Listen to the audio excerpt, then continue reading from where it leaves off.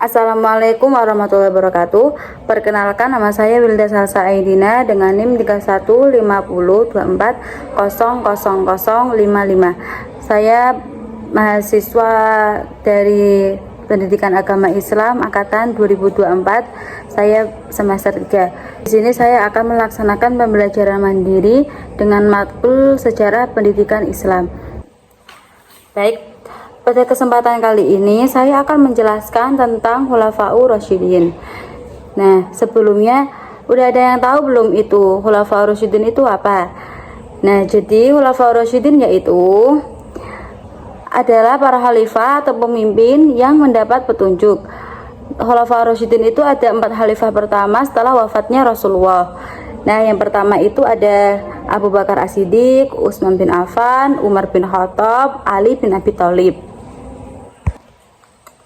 Nah, jadi keempat khalifah itu adalah orang yang sangat dekat dengan Rasulullah, yang setia, jujur, dan punya keimanan yang luar biasa. Jadi umat Islam itu bisa meniru keteladanan Khulafaur Rasyidin yang adil dan bijaksana. Selanjutnya mari kita simak satu persatu para tokoh tersebut. Let's go teman-teman.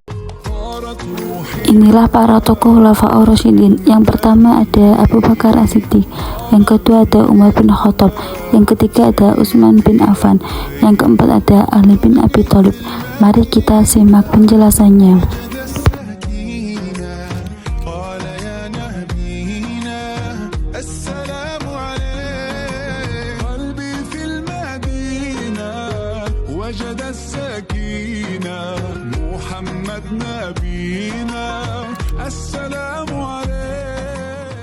Baik, yang pertama itu ada Abu Bakar As-Siddiq. Beliau adalah khalifah pertama yang memerintahkan pada tahun 632 sampai 634 Masehi.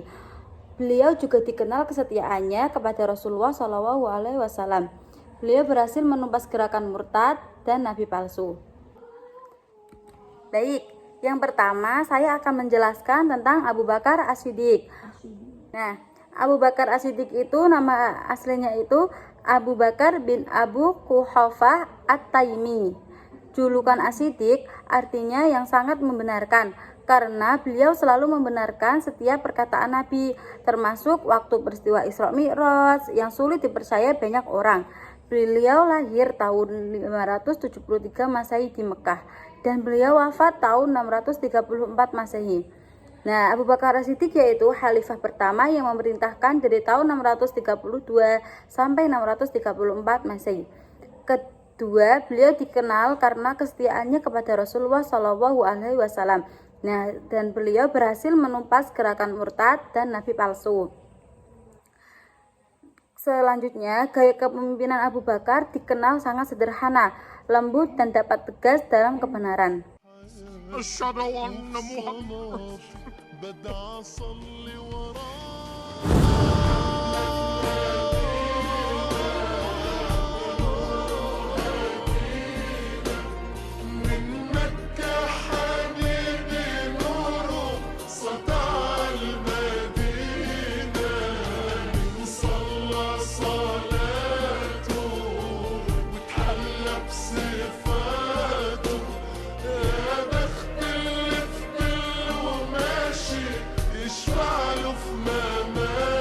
Selanjutnya, setelah Nabi wafat, banyak sekali orang yang kaget dan sedih. Bahkan sempat tidak percaya Nabi benar-benar meninggal. Abu Bakarlah yang menenangkan umat Islam dengan ucapan terkenalnya, "Barang siapa yang menyembah Muhammad, maka Muhammad telah wafat. Dan barang siapa yang menyembah Allah, maka Allah tidak akan pernah mati." Dari kalimat itu bikin umat Islam sadar bahwa Islam bukan tentang pribadi Nabi, tapi tentang ajaran Allah Subhanahu wa Ta'ala. Beliau mendapat tantangan tentang masa pemerintahannya, yaitu banyak kabilah atau suku Arab yang murtad atau menolak membayar zakat setelah Nabi wafat. Yang kedua itu muncul nabi-nabi palsu seperti Musailamah Al-Kadzab. Abu Bakar langsung bertindak. Ia mengirim pasukan untuk menumpas pemberontakan. Ini disebut Perang Riddah. Selain itu, dia juga memerintahkan pengumpulan ayat-ayat Al-Quran yang sebelumnya masih tersebar di hafalan sahabat atau lembaran-lembaran. Tugas ini dijalankan oleh Zaid bin Sabit. Pada akhir hayat, Abu Bakar memimpin hanya sekitar 2 tahun.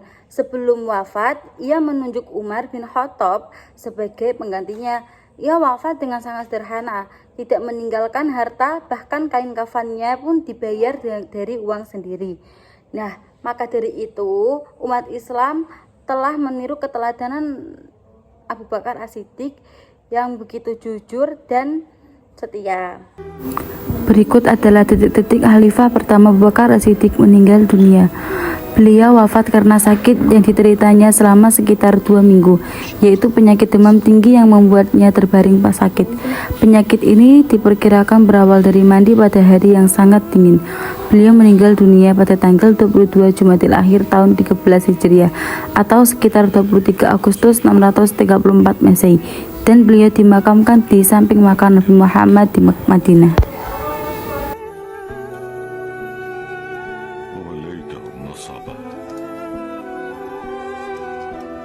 فهيهات من شق غبارك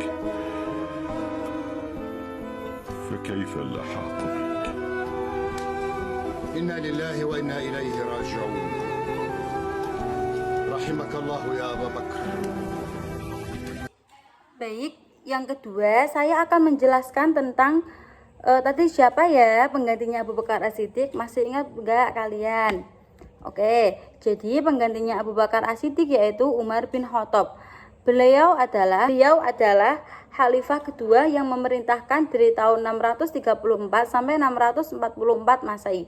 Beliau dikenal karena keadilan dan ketegasannya dalam memimpin, dan beliau memperluas wilayah kekuasaan Islam secara signifikan dan mencetuskan kalender Hijriah. Kalian udah tahu belum nama asli Umar bin Khattab itu siapa? Jadi nama asli Umar bin Khattab yaitu Umar bin Khattab Al-Adawi Al-Quraisy. Julukannya yaitu Al-Faruq, yang artinya itu pembeda antara yang benar dan yang salah. Nah, beliau lahir sekitar tahun 581 Masehi di Mekah. Nah, dan beliau wafat tahun 644 Masehi.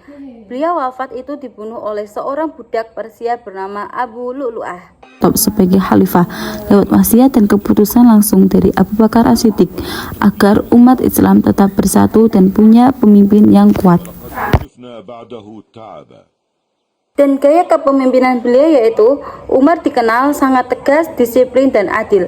Walau keras, dia juga punya hati yang lembut dan sangat peduli pada rakyat. Ia sering berkeliling malam-malam buat memastikan rakyatnya nggak ada yang kelaparan. Bahkan kadang dia sendiri yang mengangkat karung gandum buat kasih ke orang miskin. Selain itu, beliau juga punya pencapaian besar.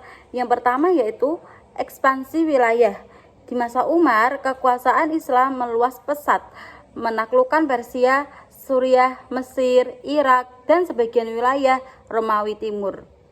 Dan kedua itu sistem pemerintahan modern. Pada sistem pemerintahan modern ini, beliau membentuk provinsi dengan gubernur-gubernur, dan beliau membuat Baitul Mal. Baitul Mal itu semacam kementerian keuangan. Beliau membuat sistem peradilan, yaitu qadhi atau hakim, dan beliau membentuk pasukan tetap dan gaji untuk tentara. Dan beliau yaitu membuat kalender Hijriah yang masih dipakai umat Islam sampai saat ini. Pada akhir hayatnya, Abu Lu'lu'ah adalah budak Persia. Abu Lu'lu'ah membunuh Umar bin Khattab karena sakit hati atas kekalahan Persia. Menjelang subuh 26 Zulhijjah tahun 23 Hijriah atau tahun 644 Masehi, seperti biasanya pagi-pagi sekali Khalifah Umar bin Khattab sudah berada di Masjid Nabawi Madinah untuk bersiap melaksanakan sholat subuh. Setelah iqamah berkumandang, jamaah pun berdiri. Seperti biasa, Umar menasihati para makmum, luruskanlah safmu. Setelah memastikan saf lurus dan dapat, Umar bin Khattab pun mengucap takbir. Abu Lu'lu'ah ikut sholat persis di belakang Umar. Sesaat kemudian Abu Lu'lu'ah mengeluarkan pisau belati bermata 2 dari balik jubahnya dan menikam Umar dari belakang sebanyak 3 kali. Abu Lulu'ah kemudian menikam bagian perut Umar sebanyak 3 kali sehingga total ada 6 kali tusukan. Umar pun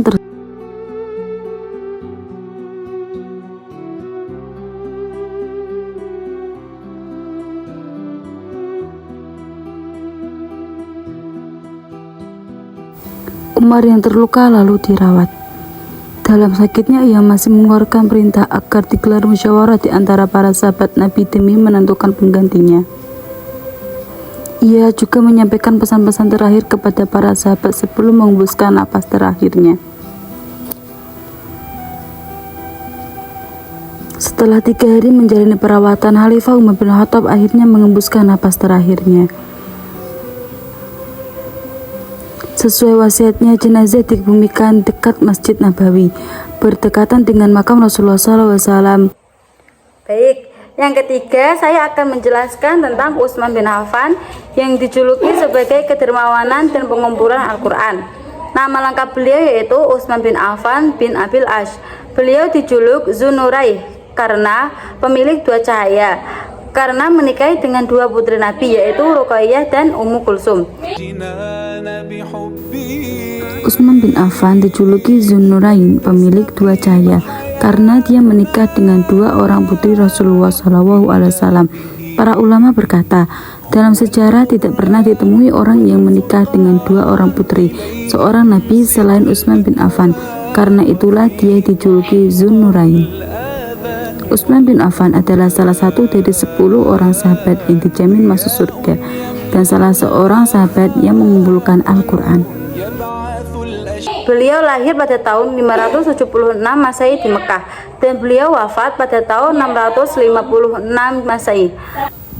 Utsman bin Affan radhiyallahu anhu wafat pada tahun 35 Hijriah di Madinah. Saat itu sekelompok pemberontak di Mesir, Kufah, dan Basrah mengepung rumahnya karena tidak puas dengan kebijakannya sebagai khalifah. Utsman memilih tetap di rumahnya berharap situasi bisa mereda tanpa pertumpahan darah. Namun, pengepungan semakin memuncak. Para pengunjuk rasa akhirnya masuk ke rumahnya. Utsman saat itu sedang membaca Al-Quran. Ia diserang dan dibunuh di dalam rumahnya. Wafat sambil bersujud menunjukkan kesabarannya hingga akhir hayat.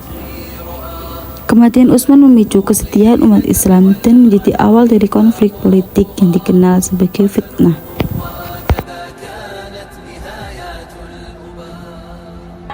Utsman bin Affan yaitu khalifah ketiga yang memerintahkan pada tahun 644 sampai 656 Masehi. Beliau dikenal karena kedermawanannya dan pengumpulan Al-Quran. Beliau juga membangun angkatan laut Islam dan beliau juga memperluas Masjid Nabawi. Yang keempat itu ada Ali bin Abi Thalib, dikenal dengan ilmu dan keberaniannya. Nama lengkap Ali bin Abi Thalib yaitu Ali bin Abi Thalib. Beliau mempunyai julukan Karamallahu wajhah, yaitu semoga Allah memuliakan wajahnya. Beliau lahir tahun 600 Masehi di Mekah dan beliau wafat tahun 660 Masehi. Beliau adalah khalifah keempat yang memerintahkan pada tahun 656 sampai 666 Masehi. Beliau dikenal karena ilmu dan keberaniannya dan menghadapi berbagai fitnah dan pemberontakan. Ali merupakan sepupu sekaligus menantu Nabi. Menikah dengan Fatimah Az-Zahra, dia termasuk orang pertama yang masuk Islam dan terkenal sangat cerdas, pemberani, dan ahli ilmu agama. Pada masa tantangan pemerintahannya, masa Ali adalah masa paling sulit. Setelah kematian Utsman, umat Islam terpecah dan banyak konflik politik muncul. Ali berusaha menjaga persatuan, tapi muncul perang Jamal atau antara pasukan Ali dan Aisyah, serta perang Siffin antara pasukan Ali dan Muawiyah. Kedua perang ini membuat umat Islam terbelah. Setelah wafatnya Khalifah Utsman bin Affan, umat Islam mengalami masa yang penuh gejolak. Banyak orang marah karena kematian Utsman dianggap tidak adil dan para pembunuhnya belum dihukum. Dalam suasana yang kacau itu, kaum muslimin membaiat Ali bin Abi Thalib sebagai khalifah yang baru. Ali sebenarnya ingin segera memulihkan keadaan dan menata pemerintahan yang baru. Tapi situasi saat itu belum tenang. banyak kelompok masih saling curiga dan suasana politik sangat panas. Di sisi lain, Muawiyah bin Abi Sufyan, gubernur Syam sekaligus kerabat Utsman, menolak pembaiat Ali sebelum para pembunuh Utsman dihukum. Ia menuntut keadilan terlebih dahulu. Awalnya Ali mencoba menyelesaikan masalah dengan cara damai, tapi karena desakan dari kedua pihak dan ketegangan yang makin besar, akhirnya pasukan Ali dan pasukan Muawiyah saling berhadapan di sebuah tempat bernama Siffin di tepi sungai Efrat. Hari-hari pun dipenuhi dengan ketegangan. Kedua pasukan sama-sama kuat, dan banyak di antara mereka adalah sahabat Nabi sendiri. Perang pun tak bisa dihindari. Pertempuran berlangsung lama dan sengit. Pedang beradu, pernah berterbangan, dan teriakan takbir menggema di medan perang.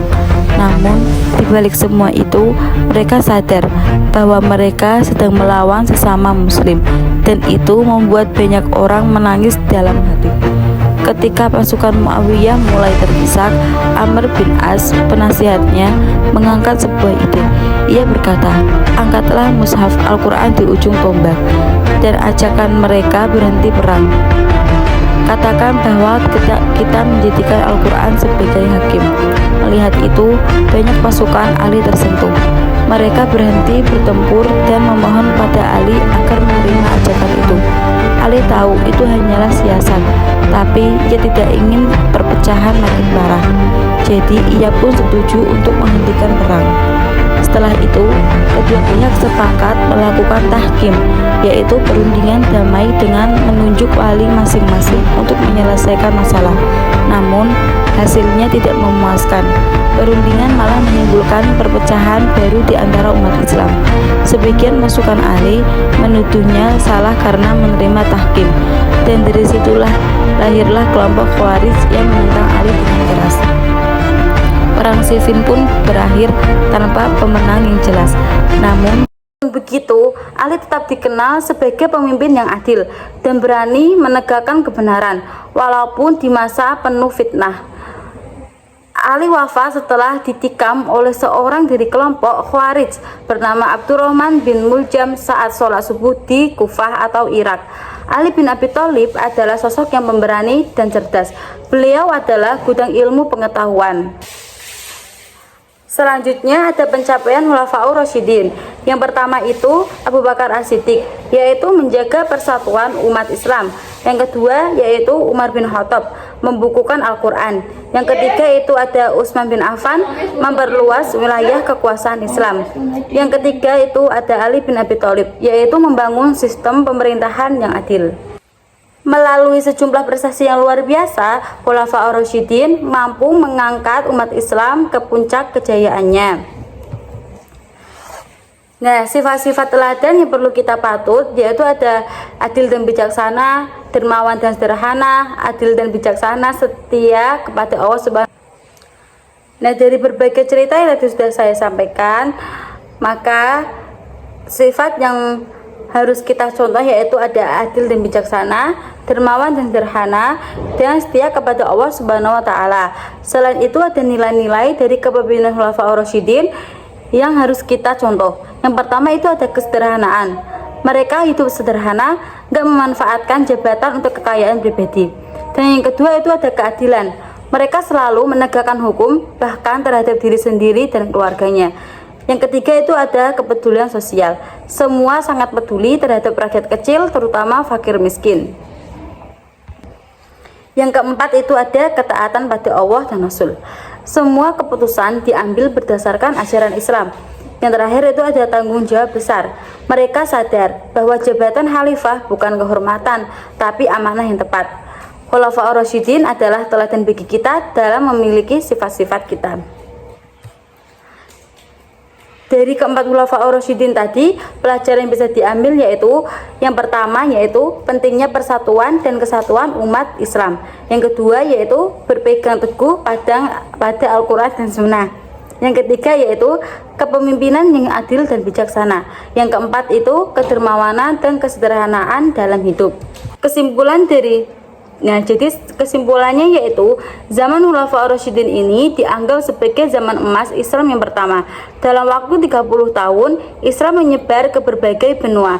Sistem pemerintahan terbentuk dan nilai-nilai keadilan ditegakkan dengan tulus. Keempat khalifah ini jadi teladan sepanjang masa tentang bagaimana seharusnya seorang pemimpin bersikap, bukan harus kekuasaan, tapi benar-benar mengabdi untuk kebenaran dan kesejahteraan umat. Kita dapat memetik banyak pelajaran hidup yang penting dari kisah Khulafaur Rasyidin.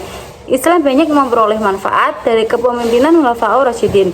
Kita harus menjadikan mereka sebagai contoh dalam kehidupan kita. Baik, cukup sekian dari saya. Sebelumnya terima kasih atas materi yang sudah saya paparkan.